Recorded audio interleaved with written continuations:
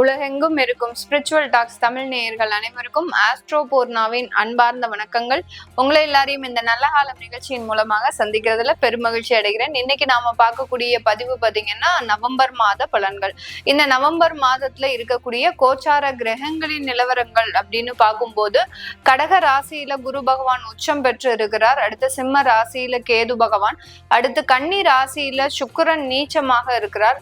அடுத்து துலாம் ராசியில சூரியனும் நீச்சமாக இருக்கிறார். அடுத்து விருச்சிக ராசியில செவ்வாயும் புதனும், கும்ப ராசியில ராகு பகவான், மீன ராசியில சனி வக்ரத்தோட இருக்கிறார். இதுதான் இந்த மாதம் ஆரம்பிக்கும் போது இருக்கக்கூடிய கிரகங்களின் தன்மைகள். இந்த மாதம் ஆரம்பிச்சு 3ஆம் தேதியே பாத்தீங்கன்னா சுக்கிரன் பெயர்ச்சி ஆகிறார். தன்னுடைய ஆட்சி வீடான அந்த துலாம் ராசிக்கு 3ஆம் தேதி சுக்கிரனாகப்பட்டவர் பெயர்ச்சி அடைகிறார். அடுத்து விருச்சிக ராசியில இருக்கக்கூடிய அந்த புதன் பகவான் 10ஆம் தேதி நவம்பர் மாதம் வக்ரத்தன்மை பெறுகிறார்.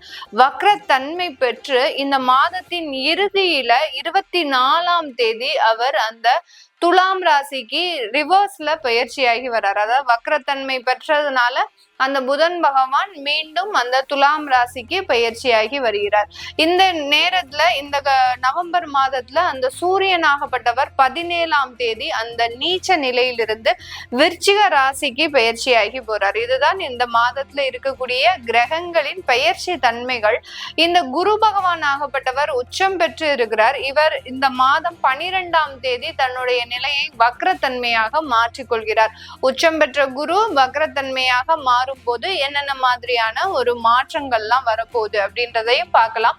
அடுத்து இந்த மாதத்தின் இறுதியில பாத்தீங்கன்னா 28ஆம் தேதி வக்ரமாக இருந்த அந்த சனி பகவான் 5 மாத காலமாக இந்த மாதத்தின் இறுதியில வக்ர நிவர்த்தி பெறுகிறார். அதனால இந்த நவம்பர் மாதம்ன்றது ஒரு மிகப்பெரிய ஒரு கிரகங்களின் மாற்றங்கள் அதிகமாக இருக்கக்கூடிய ஒரு நேரமாக தான் இருக்கு. இது ஒவ்வொரு ராசி என்பர்களுக்கும் என்ன மாதிரியான ஒரு மாற்றத்தை கொடுக்க போகுது அப்படின்றத இந்த பதிவுல தெளிவா பார்க்கலாம். இந்த சேனல்ல முதன்முறையா பார்த்துட்டு இருக்கிறீங்க அப்படின்னா சப்ஸ்கிரைப் பண்ணிக்கோங்க. பெல் பட்டன்ல ஆல் ஆப்ஷன் சூஸ் பண்ணிக்கோங்க.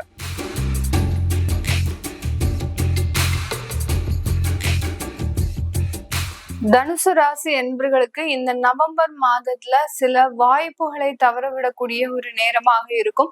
இந்த இடத்துல இந்த தனுசு ராசி என்பர்கள் கொஞ்சம் கேர்ஃபுல்லா இருக்கணும். நிறைய பேர் நினைப்பாங்க, என்னடா இது மேடம் முதல்ல எடுத்தோடனே நீங்க நெகட்டிவா சொல்றீங்க, வாயில இருந்து ஒரு நல்ல வார்த்தையே வராது அப்படின்ற மாதிரியா இருக்கு. நிறைய பேர்களினுடைய மனதுல இந்த ஜோதிட ரீதியாக என்ன இருக்கு அப்படின்னா, சென்சிட்டிவா நம்ம எப்போதுமே பாசிட்டிவா தான் சொல்லணும். இவர்களுக்கு எல்லாருமே எதிர்பார்க்கக்கூடிய விஷயங்கள் நமக்கு ஏதாவது ஒரு பாசிட்டிவா நடந்துராதா அப்படின்ற ஒரு எதிர்பார்ப்புகள் இருக்கு. அது தப்பு கிடையாது. பட் இந்த நேரத்துல ஏதாவது ஒரு பிரச்சனைகள் வருதா அப்படின்றதுதான் நம்ம கணிச்சு சொல்லுறோம். அந்த இடத்துல நீங்க கேர்ஃபுல்லா இருக்க வேண்டிய ஒரு தருணமாக தான் இருக்கும். அதனாலதான் ஒவ்வொரு இடத்துலயும் நம்ம ஒவ்வொரு பயிற்சிகள் சமயத்திலையும் ஒவ்வொருனுடைய கிரகங்களினுடைய வக்ர சமயத்திலையும் நம்ம தனித்தனியாக பதிவுகளை எடுத்து போடுறோம்.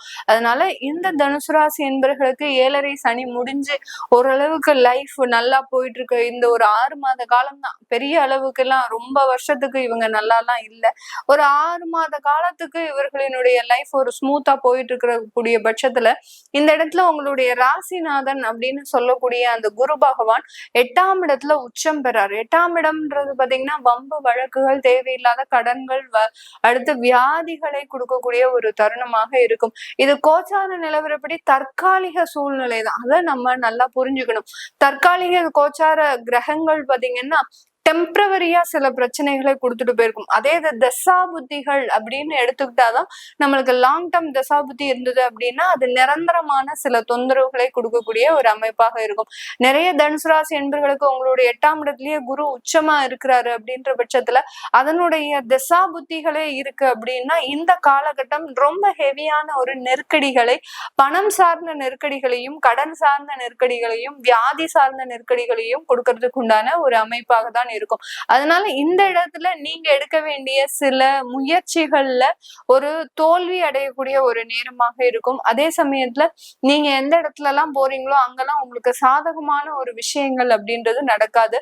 முதல்ல உங்களுடைய ராசிநாதன் அப்படின்னு சொல்லும் போது நீங்களே மனநிலையில மிகப்பெரிய அளவுக்கு நெகட்டிவா இருக்கக்கூடிய ஒரு தருணம். நமக்கு இதுல ஏதாவது ஒரு பெரிய அளவுக்கு தொந்தரவுகள் வந்துருமோ அப்படின்னு சொல்லக்கூடிய அளவிற்கு அந்த இடத்துல உங்களுடைய மனநிலையாகப்பட்டது ரொம்ப பலவீன பலவீனம் அடையக்கூடிய ஒரு நேரமாக தான் இந்த மாதம் இந்த ராசி என்பர்களுக்கு இருக்க போகுது. பட் அந்த ராசி நாதன் ஆகப்பட்டவர் 8ஆம் இடத்துல உச்சமா இருந்து உங்களுடைய 12ஆம் இடத்தை பார்வையிடுகிறார். 12ஆம் இடத்தையும் உங்களுடைய 4ஆம் இடத்தையும் பார்வையிடுறதுனால அடுத்து பாத்தீங்கன்னா உங்களுடைய 2ஆம் வீட்டையும் பார்வையிடுகிறார். அவர் பார்க்கக்கூடிய ஸ்தானங்கள் எல்லாமே நல்லா இருக்கு. அப்படி இருக்கும்போது அந்தந்த இடத்துல இருக்கக்கூடிய பிரச்சனைகளை கண்டிப்பா நிவர்த்தி செய்யக்கூடிய ஒரு தருணமாக தான் இருக்க போகுது. இந்த தனுசு ராசி அன்பர்கள் வெளிநாட்டுல வேலையில இருக்கக்கூடியவர்கள், அங்க வேலை இழப்புகள் கடந்த 3 மாதத்துக்கு மேல ஏற்பட்டுருச்சு அப்படின்றவங்களுக்கு இந்த காலகட்டம் புதிதாக வேலை கிடைக்கக்கூடிய ஒரு தருணமாக இருக்கும். அதுல ஃபர்ஸ்ட் ஒரு 2 மந்த்ஸுக்கு ஒரு மிகப்பெரிய ஒரு நெருக்கடிகள் அப்படின்றது இருக்கும். உங்களுக்கே பாத்தீங்கன்னா பயம், நம்ம இந்த வேலையில இருப்போமா இருக்க மாட்டோமா அப்படின்ற ஒரு மனதளவுல சில பலவீனம் அடையக்கூடிய ஒரு நேரமாக தான் இந்த ராசி என்பர்களுக்கு வெளிநாடு சம்பந்தப்பட்ட சில முயற்சிகள்ல வெற்றிகள் இருந்தாலும் அதுல இருக்கக்கூடிய நெகட்டிவா நினைச்சு நீங்க ரொம்ப கவலைப்படக்கூடிய ஒரு தருணமாக தான் இருக்க போகுது. உங்களுடைய 2ஆம் இடத்தை பார்வையிடுறதுனால அந்த ராசிநாதன் குடும்பம் சம்பந்தப்பட்ட விவாகரத்து வழக்குகள் இந்த மாதத்தோட முடிவடைவதற்குண்டான ஒரு நேரம். யாரெல்லாம் விவாகரத்து வழக்குகளுக்காக அப்ளை பண்ணிருக்கிறீங்களோ, ரொம்ப மாதமாக அதுவும் இழுபறியாக இருக்குதோ, அது எல்லாமே விவாகரத்துல கொண்டு போய் சேர்க்கக்கூடிய ஒரு நேரமாக இருக்கும். மீண்டும் சேருவதற்கு வாய்ப்புகள் இருக்கா அப்படின்னு கேட்டீங்கன்னா கண்டிப்பாக கிடையாது. ஏன்னா விவாகரத்து வழக்குகள் வந்துருச்சு அப்படின்னா இந்த குரு அதிசாரம் பெறதே அந்த விவாகரத்து வழக்குகளை முடிச்சு வைக்கிறதுக்காக தான் அவர் அதிசாரமே பெறாரு. அதனால இந்த காலகட்டம் அந்த குடும்பம் சம்பந்தப்பட்ட விஷயத்துல உங்களுக்கு பெரிய அளவுக்கு முன்னேற்றங்கள் இருக்காது. ஆனால் அந்த புதிதான ஒரு வாழ்க்கையை நோக்கி நீங்க பயணிக்கக்கூடிய ஒரு நேரமாக இருக்கும். இந்த ராசி என்பர்கள் 2வது திருமணம் சம்பந்தப்பட்ட விஷயத்துல அதிகப்படியான முயற்சிகள் எடுப்பீங்க. அந்த முயற்சிகள்ல உங்களுக்கு ஒரு சாதகமான ஒரு நிலை தோன்றினாலும் ஒரு 3 மாதம் போகட்டும், அதுக்கப்புறமாக நீங்க அதற்குண்டான திருமண முயற்சிகள்ல ஈடுபடலாம். இந்த குரு பகவானின் பார்வையாகப்பட்டது 4ஆம் இடத்துல அந்த சனியின் மேல விழறதுனால சொத்து சம்பந்தப்பட்ட வழக்குகள் இருந்தும் விடுதலை அடையக்கூடிய ஒரு நேரம்.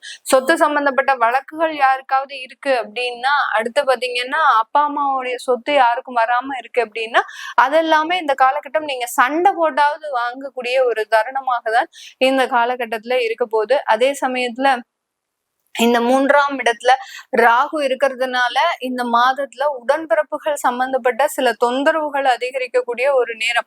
எப்படி ராசிநாதன் உங்களுடைய 8ஆம் இடத்துல உச்சம் பெற்று இருக்கும் போதுதான் அந்த உடன்பிறப்புகளினுடைய தொந்தரவுகள் அதிகரிக்கக்கூடிய ஒரு நேரமாக இருக்கும்.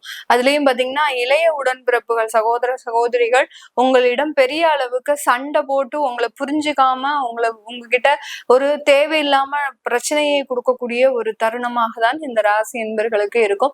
4ஆம் இடத்துல சனி மாதத்தின் இறுதியில வக்ர நிவர்த்தி அடைறதுனால அர்த்தாஷ்டம சனி இந்த மாதத்துல இருந்து உருவாகுது உங்களுக்கு. அதனால கொஞ்சம் உடல்நிலையில ரொம்ப கேர்ஃபுல்லா இருங்க. ஓய்வெடுக்காமல் எந்த ஒரு விஷயத்தையும் நீங்க செய்யக்கூடாது. ஓய்வெடுத்துட்டு தான் மீது விஷயங்களை செய்யணும். அவங்களுடைய சுவர் இருந்தாதான் சித்திரம் அப்படின்னு சொல்ற அளவுக்கு ஒரு குடும்பத்துல இந்த தனுசு ராசி அன்பர்கள்னாலதான் அந்த குடும்பமே ஓடிட்டு இருக்கும். அந்த அளவுக்கு அந்த தனுசு ராசி என்பர்கள் தான் மெயினான ஒரு கேரக்டராகவே இருப்பாங்க. அவர்களுக்கு இந்த காலகட்டம் அந்த உடல்நலன்ல சில பலவீனம் அடையறதுக்கு உண்டான ஒரு நேரம், மனதளவுலையும் ஒரு பலவீனமாக இருக்கக்கூடிய ஒரு நேரம். அதனால கொஞ்சம் நீங்க அந்த ஓய்வுன்றது இந்த இடத்துல ஒரு முக்கியமான ஒரு தருணமாக இருக்கு. இந்த வருஷம் உங்களால சில முயன்றதை நீங்க செஞ்சிருக்கிறீங்க. அந்த ஒரு விஷயத்தோட நீங்க சாட்டிஸ்ஃபை ஆயிக்கோங்க. இன்னும் இந்த வருஷமே முடிஞ்சிருச்சே, நம்மளால எதுவுமே செய்ய முடியலையே அப்படின்னு யாருமே தனுசு ராசி என்பர்கள் நினைக்க வேண்டாம்.